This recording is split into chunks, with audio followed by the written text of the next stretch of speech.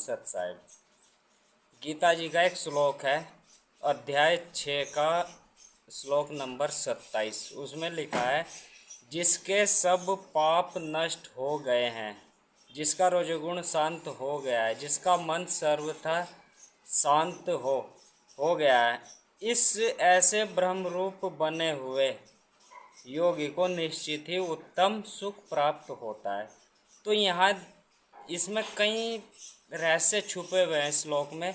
एक तो कि उत्तम सुख क्या है, दूसरा जिसके पाप नष्ट हो गए हैं, यानी ये पाप नष्ट हो गए हैं कैसे, एक साधक को कैसे पता चलता है कि पाप नष्ट हो गए हैं। दूसरी बात यह है कि पाप नष्ट कैसे होते हैं। हम संसारिक लोग तो समझते हैं किसी तीर्थ स्थल पर जाकर के गंगा स्नान करने से या अन्य जगह तालाब में या अन्य पवित्र जगह स्नान करने से हमारे पाप कर्म नष्ट हो जाते हैं। लेकिन एक योगी की दृष्टि में किस तरह से पाप नष्ट होते हैं वह श्री कृष्ण जी ने गीता जी में यहाँ बताया है। यह योगी महसूस करता है कि मेरे सभी पाप कर्म नष्ट हो जाते हैं, या यह कहें कि जब व्यक्ति यानी मनुष्य इस ध्यान योग की ओर चलता है और उस शिखर पर प्राप्त पहुंच जाता है तो वह अपने आप को सौभाग्यशाली समझना चाहिए, क्योंकि इस रास्ते को, इस मार्ग को, इस पवित्र मार्ग को वही व्यक्ति प्राप्त करता है जिसके पाप कर्म खत्म हो गए हैं, नष्ट हो गए हैं अभी तक के। तो देखिए, जिसके सब पाप नष्ट हो गए हैं, यानी जो ध्यान योग करेगा सभी के पाप नष्ट नहीं है। लेकिन क्योंकि गीता जी चल रही है, यह वर्णन केवल गीता जी में है, और गीता जी जो है श्री कृष्ण जी जो अनुवाद कर रहे हैं, व्याख्या कर रहे हैं, वह ध्यान योग की कर रहे हैं, कोई इधर उधर की नहीं। तो ध्यान योग के द्वारा पाप कर्म नष्ट होते हैं। तो ध्यान योग की एक विशेष अवस्था प्राप्त करने के बाद अनहद नाद प्राप्त होती है, साधक के शरीर में सुनाई देती है, जिसे हम जो है ओम की ध्वनि भी कह सकते हैं। यह अनहद नाद, इसे हिंदू धर्म में अनहद नाद कहते हैं, संतों की भाषा में शब्द धुन कहते हैं, और बौद्ध धर्म में इसे पवित्र ध्वनि कहते हैं, इस्लाम धर्म में इसे कुन या कलमा कहते हैं, और ईसाई धर्म में इस अनहद नाद को वर्ड ऑफ लोगोस या होली घोस्ट कहते हैं। तो जब व्यक्ति इस धुन को सुनता है त्रिकुटी खुलने के बाद, तो व्यक्ति के सारे पाप कर्म खत्म हो जाते हैं, क्योंकि बुद्ध ने भी इसको एक चलता हुआ रहट की संज्ञा दी गई है कि शरीर सिर के अंदर यानी आज्ञा चक्र से ऊपर एक ऐसे महसूस होता है जैसे रहट का पहिया घूम रहा है, कोई आवाज़ आ रही है, यानी किसी पहिए की आवाज़ आ रही, चलने की आवाज़ आ रही है। तो बुद्ध ने इसे रहट का पहिया कहा है और संतों ने इसे शब्द धुन कहा है। श्री कृष्ण जी ने इससे जो है सुदर्शन चक्र कहा है। सुदर्शन चक्र से सभी तरह के पाप कर्म खत्म हो जाते हैं, यानी जो भी सभी जितने भी जो अवगुण रूपी राक्षस होते हैं वह इस अनहद नाद के प्रकट होने से उस साधक के खत्म हो जाते हैं और उसकी जगह देवता रूपी सद्गुण आ जाते हैं। तो राक्षस कौन है, राक्षस रूपी अवगुण कौन है, जैसे काम क्रोध लोभ मोह अहंकार, और देवता रूपी सद्गुण आ जाते हैं जैसे संयम क्षमा संतोष विवेक और विनम्रता।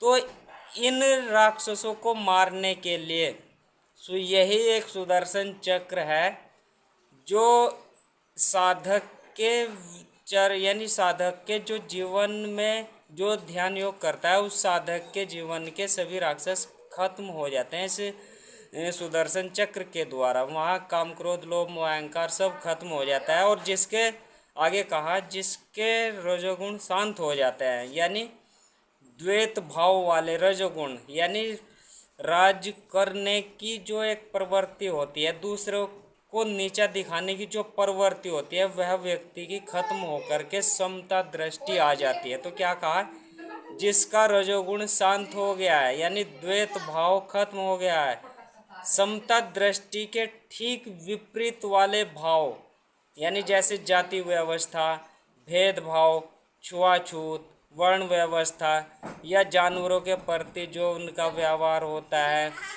वह जो है खत्म हो गया हो, यानी समता दृष्टि आ गई हो साधक की।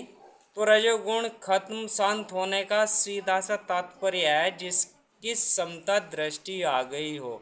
और यदि यदि रजोगुण है तो उस व्यक्ति में जो है द्वैत भाव रहेगा, यानी मैं श्रेष्ठ हूँ, एक मेरे से नीचे है जो निम्न है, उसको द्वैत भाव कहते हैं। दूसरा, समता दृष्टि के विपरीत वाले होते हैं, जैसे जाति व्यवस्था कि हम स्वर्ण है और एक शूद्र है। भेदभाव, अछूत, यानी इस तरह का छुआछूत वाले व्यवहार उसके जो है खत्म हो जाते हैं। रजोगुण शांत होने से वह समता दृष्टि में साधक आ जाता है। जिसका मन सर्वथा शांत हो गया हो या ब्रह्म में मन हो गया हो।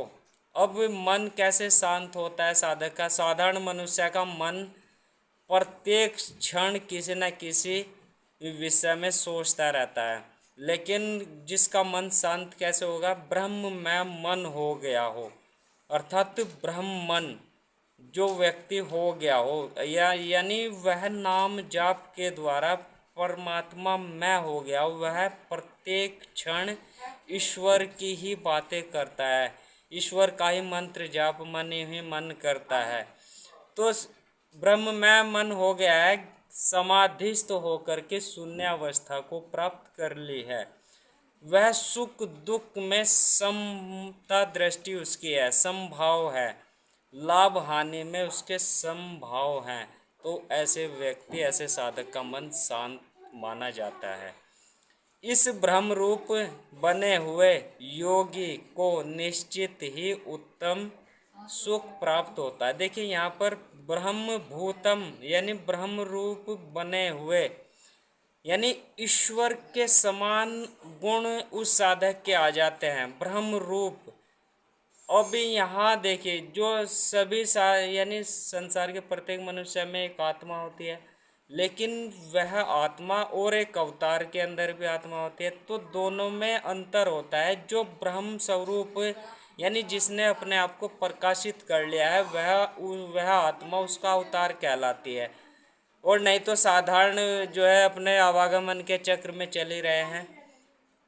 तो यहीं श्री कृष्ण जी भी ब्रह्मभूत हो गए थे ध्यान योग करके, यानी ईश्वर के समान हो गए थे। लेकिन ऐसा नहीं है कि ईश्वर यानी ईश्वर का एक जैसे हम साकार रूप में कहते हैं कि ऐसे ही है, ऐसे नहीं है। उनके शरीर के अंदर एक आत्मा थी, वह ब्रह्मभूत हुई थी, शरीर तो नश्वर था।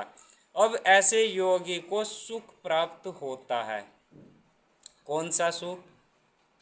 इसको जो है ब्रह्म में हो जाता है, यानी मोक्ष को वह व्यक्ति प्राप्त होता है, यानी अपने आप को उसमें उस महान ऊर्जा में मिला लेता है, मिल जाता है अंदर इसी शरीर के अंदर ही।